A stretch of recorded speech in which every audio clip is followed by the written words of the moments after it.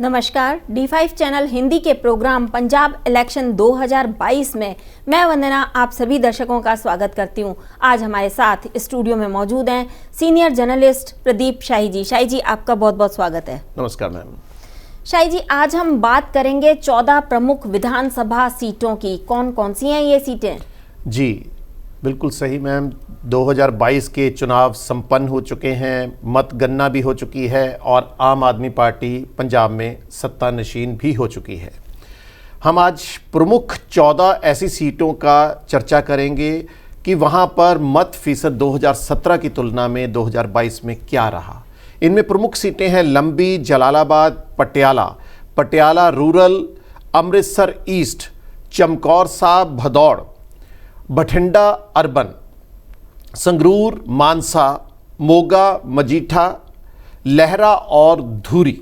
इन प्रमुख सीटों पर हम आज चर्चा करेंगे। जी, इस बार कहा जा रहा है कि मत फीसद बहुत कम हो गया है, तो आखिर क्या वजह है ये मत फीसद कम होने की? 2017 में जो मत फीसद था उससे अब कितने परसेंट कम हुआ है ये? जी, हम सबसे पहले लंबी सीट के ऊपर चर्चा करेंगे क्योंकि यहाँ पर 5 बार के मुख्यमंत्री रहे प्रकाश सिंह बादल एक बार फिर चुनावी मैदान में थे और सबसे लंबी उम्र दराज उम्मीदवार के नाम पर भी उनका प्रत्याशी के तौर पर नाम भी लिखा गया। अगर इस साल के चुनाव की बात करें तो प्रकाश सिंह बादल को करारी हार झेलने पड़ी।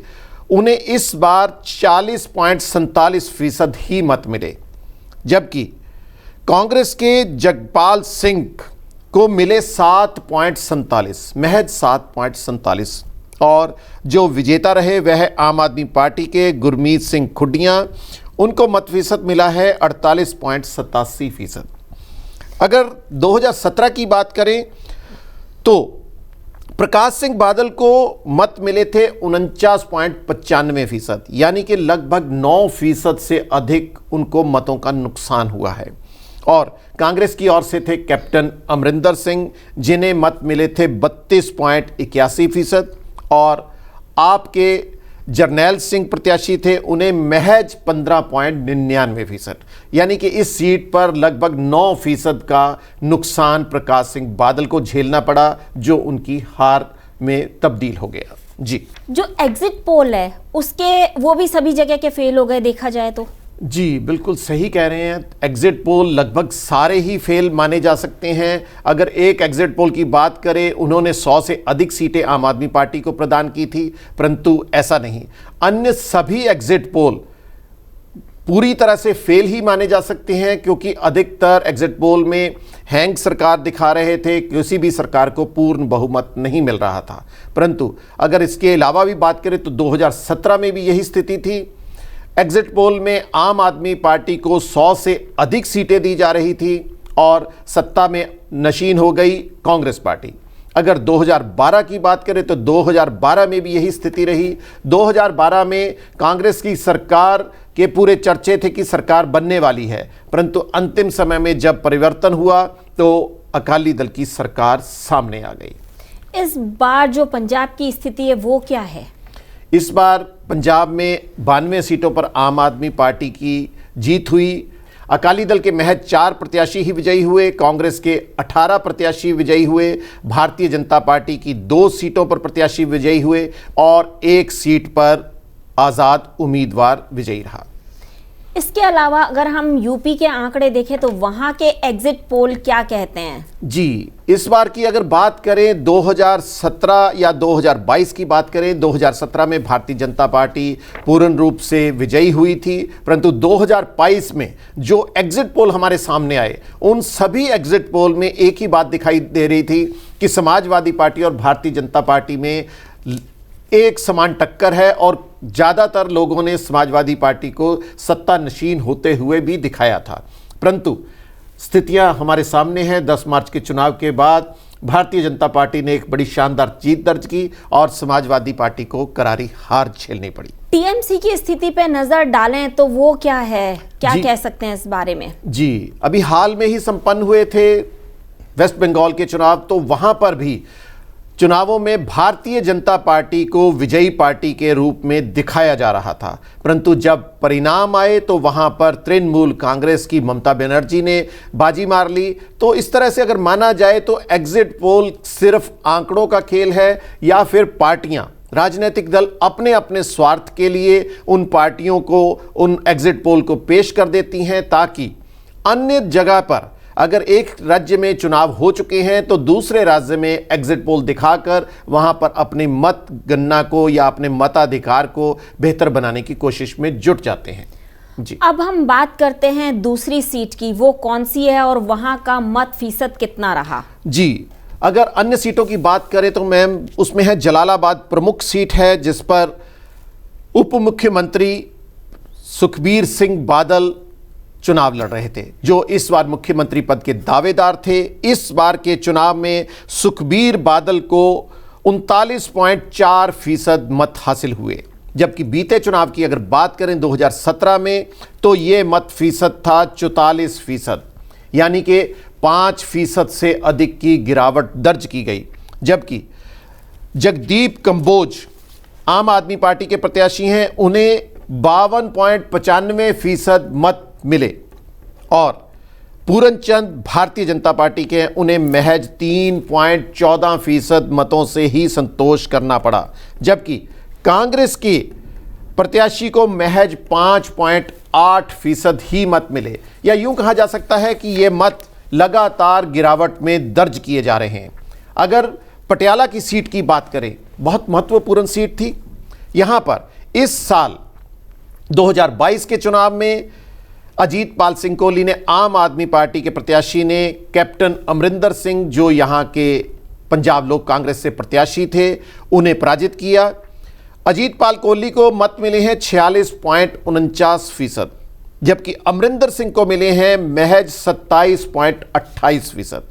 अगर पिछले चुनाव की तुलना की बात की जाए तो कांग्रेस की पार्टी की ओर से लड़े थे अमरिंदर सिंह, चुनावी मैदान में थे, तो उन्हें मत फीसद मिला था 68.99%, यानी कि लगभग 69%, और जो मत फीसद गिरकर महज 27 पॉइंट पर पहुंच गया है। अमृतसर ईस्ट, इस सीट पर इस बार चुनावी मैदान में आम आदमी पार्टी की जीवन ज्योत कौर ने जीत दर्ज की, और जबकि उनके सामने प्रत्याशी थे नवजोत सिंह सिद्धू, जो बीते चुनाव में विजयी रहे थे, उन्हें मत मिले थे 38.49%।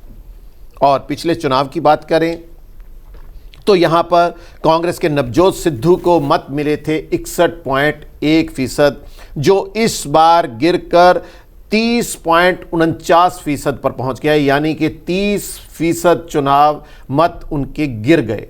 ये स्थितियां काफी गंभीर मानी जा रही हैं। जी, एग्जिट पोल भी इसी तरीके से अपना आंकड़ा दे रहे थे। वो तो कह रहे थे कि यहाँ पर काफ़ी रहने वाला है मत फीसद, मगर रहा नहीं। ऐसा क्यों हुआ?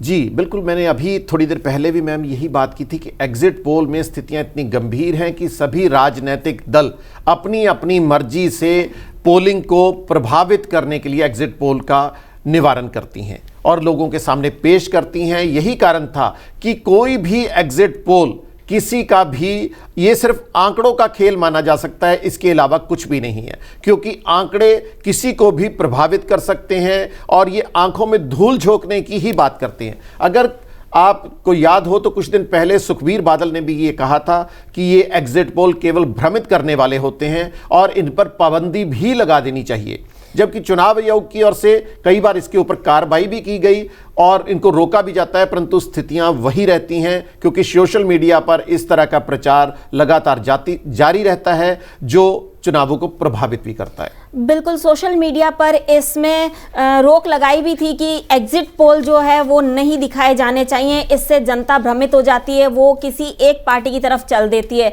तो ऐसा नहीं होना चाहिए, ये उसमें था। हमारी जो नेक्स्ट सीट है वो कौन सी है? जी, हमारी नेक्स्ट सीट है पटियाला रूरल।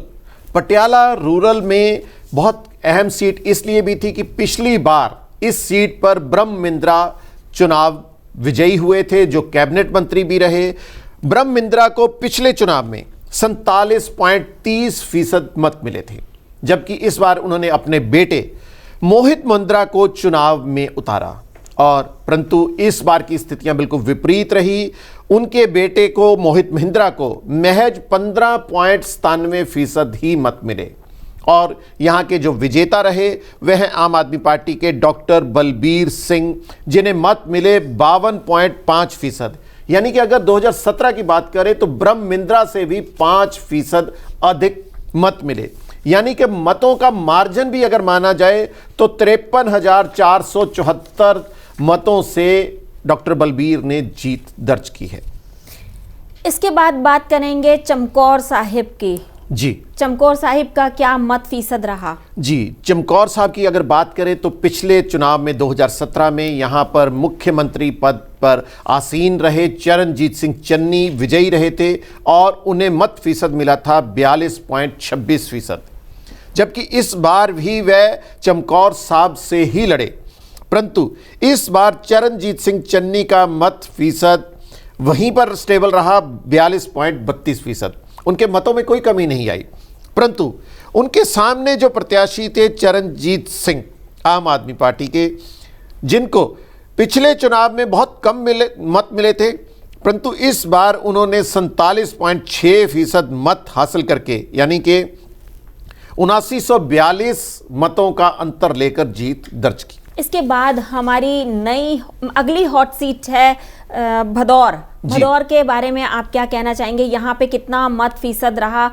पिछली बार की तुलना में ज्यादा था, कम था, क्या था आंकड़े, क्या बताते हैं? मैं चमकौर साहब के बारे में थोड़ा सा एक चीज़ और भी जानकारी देना चाहता हूं। चमकौर साहब से जो प्रत्याशी कांग्रेस के विजयी हुए थे चरणजीत चन्नी के सामने चरणजीत सिंह, वो एक मोबाइल दुकान पर काम करने वाले एक साधारण युवक हैं और उनकी माता एक स्कूल में चपरासी का काम करती हैं। आज ये उनका बेटा एमएलए बन गया है, परंतु वह आज भी एक सरकारी स्कूल में ही नौकरी कर रही हैं। अब रही बात भदौड़ की। भदौड़ की स्थिति यह है कि इस बार यहां पर चरणजीत सिंह चन्नी ने दूसरे स्थान पर, ये लगातार 2 सीटों पर चुनाव लड़ा और यहां पर पिछले चुनाव में यहां पर कांग्रेस की ओर से जोगिंदर सिंह चुनावी मैदान में थे और उन्हें मत फीसद मिला था 21.5%। जबकि चरणजीत सिंह चन्नी इस बार मैदान में थे तो उनका भी मत फीसद 21.9% ही रहा, परंतु यहां के लाभ सिंह उगोके ने यहां पर 51.7% मत हासिल करके शानदार जीत दर्ज की और उनका मार्जिन जीत में रहा 37,558। इसके बाद अगली विधानसभा सीट है संगरूर की। वहां के बारे में आपका क्या कहना है? वहां पे कितने परसेंट मत फीसद पिछली बार की तुलना में कम हुआ या ज़्यादा हुआ? जी, संगरूर की सीट बहुत महत्वपूर्ण इसलिए भी थी कि यहां पर विजेंद्र सिंगला कांग्रेस की ओर से 2017 में विजयी हुए और कैबिनेट मंत्री भी रहे, शिक्षा मंत्री भी रहे, कई अन्य पदों पर भी वह आसीन रहे। पिछले चुनाव में विजेंद्र सिंगला का मत फीसद था 47.40%, जो इस बार गिरकर 26.52% रह गया, महज 26.52%। यानी कि यूं कहा जा सकता है कि लगभग आधा। और यहां पर विजेता रही नरेंद्र कौर भराज जो आम आदमी पार्टी की थी, उन्हें मत मिले हैं 51.57%। यानी कि विजेंद्र सिंगला के 2017 के मुकाबले में भी 4% अधिक और इनका मार्जिन जीत का रहा 36,430। इसके बाद बात करते हैं मानसा की। मानसा का मत फीसद इस बार कितना रहा और 2017 में कितना था? 2017 या 2022 मानसा की सीट इसलिए महत्वपूर्ण है, यहां पर प्रख्यात गायक सिद्धू मूसेवाला ने चुनाव लड़ा, जिन्हें नवजोत सिद्धू ने कांग्रेस पार्टी में शामिल करवाया था। और इस बार यहां पर चुनाव में 2017 के चुनाव में कांग्रेस की सीट पर थी मनोज बाला, जिन्हें 28.96% मत मिले थे, परंतु इस बार यहां पर सिद्धू मूसेवाला ने चुनाव लड़ा और उनका मत फीसद रहा 21.12, यानी कि पिछले प्रत्याशी से भी कम। और यहां पर जो विजेता रहे वह आम आदमी पार्टी के डॉक्टर विजय सिंगला, जिन्हें इस बार मत फीसद मिले 57.57% और मार्जिन रहा 63,323। इसके बाद हम बात करेंगे मोगा की। वहां का मत फीसद इस बार कितना रहा, 2017 में कितना था, इन दोनों में क्या अंतर है? जी, मोगा की सीट इसलिए महत्वपूर्ण रही क्योंकि यहां पर प्रख्यात बॉलीवुड स्टार सोनू सूद की बहन मालविका सूद ने चुनाव लड़ा, जो इस बार पहली बार राजनीति में उन्होंने कदम रखा। मालविका सूद को महज 26.51% मत मिले, जबकि अगर बीते चुनाव की बात करें 2017 में यहां पर कांग्रेस के प्रत्याशी डॉक्टर हरजोत कमल को 36.19% मत मिले थे, या यूं कहें कि मालविका सूद को लगभग 10% मतों का नुकसान झेलना पड़ा। और यहां पर विजेता रहे आम आदमी पार्टी के डॉक्टर अमनदीप कौर अरोड़ा, जिनका मत फीसद रहा 41.1%। इसके बाद बात करते हैं अहम विधानसभा सीट यानी कि मजीठा की। उसके बारे में क्या कहना है आपका? यहाँ पर कितने % मत फीसद रहा और 2017 में कितना मत फीसद था यहाँ पर? मजीठा की सीट इसलिए महत्वपूर्ण है क्योंकि यहाँ पर अकाली दल के दिग्गज नेता विक्रम सिंह मजीठा की पत्नी गनीव कौर मजीठा इस बार चुनावी मैदान में थी, क्योंकि विक्रम सिंह मजीठिया अमृतसर ईस्ट से नवजोत सिद्धू के सामने चुनाव लड़ रहे थे। परंतु इस बार गनीव कौर मजीठा को मत मिले 46.69%, जबकि बीते चुनाव की बात करें तो यहां पर विक्रम सिंह मजीठा थे जिन्हें मत मिले थे 54.8%। गनीव कौर मजीठा यहां पर विजयी रही। अन्य प्रत्याशियों की हालत बिल्कुल कोई अच्छी नहीं रही, सभी के मत फीसद में भारी गिरावट दर्ज की गई और इनका जीत का मत फीसद रहा 26,062। इन्होंने इतने मतों से जीत दर्ज की। इसके बाद बात करेंगे लहरा गग्गा की। वहाँ के क्या हालात थे, कितने % वोट 2017 में थे और अब कितने % डले हैं वोट? जी, लहरा की सीट हर बार महत्वपूर्ण रही, इस बार कुछ खास रहा क्योंकि यहाँ पर कई बड़े नेता यहाँ पर चुनावी मैदान में थे। पूर्व मुख्यमंत्री राजेंद्र कौर भट्टल कांग्रेस की ओर से चुनावी मैदान में थी। शिरोमणि गुरुद्वारा प्रबंधक कमेटी के पूर्व प्रधान गोविंद सिंह लोंगोवाल मैदान में थे। तो इन्होंने इस चुनाव को इसलिए काफ़ी अहम बना दिया था। इसके अलावा यहाँ परमिंदर सिंह ढींढसा, वह भी जो पूर्व वित्त मंत्री थे, वह भी चुनावी मैदान में थे। इस बार के चुनाव में यहाँ पर आम आदमी पार्टी के बरिंदर कुमार गोयल ने जीत दर्ज की है। उन्होंने 43.59% मत हासिल किए थे, जबकि पिछली बार परमिंदर ढींढसा यहाँ से चुनावी मैदान में जीत दर्ज की थी और उनका मत फीसद था 47.76। मार्जिन 26,518 से यहाँ पर जीत दर्ज हुई। इसके बाद हम बात करते हैं धुरी विधानसभा क्षेत्र की। वहाँ की जो सीट थी वहाँ पर कितने % मत फीसद इस बार रहा और 2017 में कितने % मत फीसद था? ये इसलिए महत्वपूर्ण रही सीट क्योंकि यहाँ पर आम आदमी पार्टी के प्रत्याशी और मुख्यमंत्री पद के दावेदार भगवंत मान ने चुनाव लड़ा और यहाँ पर उनका मुकाबला था पूर्व विधायक कांग्रेस के दलबीर गोल्डी से। दलबीर गोल्डी को पिछली बार 38.62% मत मिले थे, परंतु इस बार दलबीर गोल्डी को मत फीसद रहा 18.68%, यानी कि लगभग 20% मतों का नुकसान। और भगवंत मान ने यहाँ पर जो मत फीसद हासिल किया है वो है 64.29% और उनकी जीत का अंतर रहा 58,205। इसके बाद हमारी आखिरी हॉट सीट है बठिंडा की। वहाँ के बारे में आप बताएं कितने मत % इस बार था और 2017 में कितना मत फीसद रहा था वहाँ पर? बठिंडा अर्बन की सीट इसलिए महत्वपूर्ण रही क्योंकि यहाँ पर पूर्व वित्त मंत्री मनप्रीत बादल चुनावी मैदान में थे। इस बार भी वह चुनावी मैदान में थे और 2017 में भी। 2017 में उनका मत फीसद था 42.58%, परंतु इस बार चुनाव में उनका मत फीसद रहा महज 18.12%, यानी कि लगभग 30% से अधिक मतों का उन्हें नुकसान झेलना पड़ा। और यहाँ पर इस बार आम आदमी पार्टी के जगरूप सिंह गिल विजेता रहे और उनका मार्जिन रहा 63,581, यानी कि उनके सबसे अधिक मार्जिन वाली सीट भटिंडा की रही इस बार, जिन्होंने मनप्रीत बादल को पराजित किया। जी शाही जी, आप यहाँ आए, आपने अपना प्रतिक्रम रखा, आपका बहुत बहुत धन्यवाद। जी धन्यवाद। कल फिर आपके सामने ताज़ा तरीन आंकड़ों के साथ में हाजिर होंगे पंजाब इलेक्शन 2022 में। तब तक के लिए नमस्कार।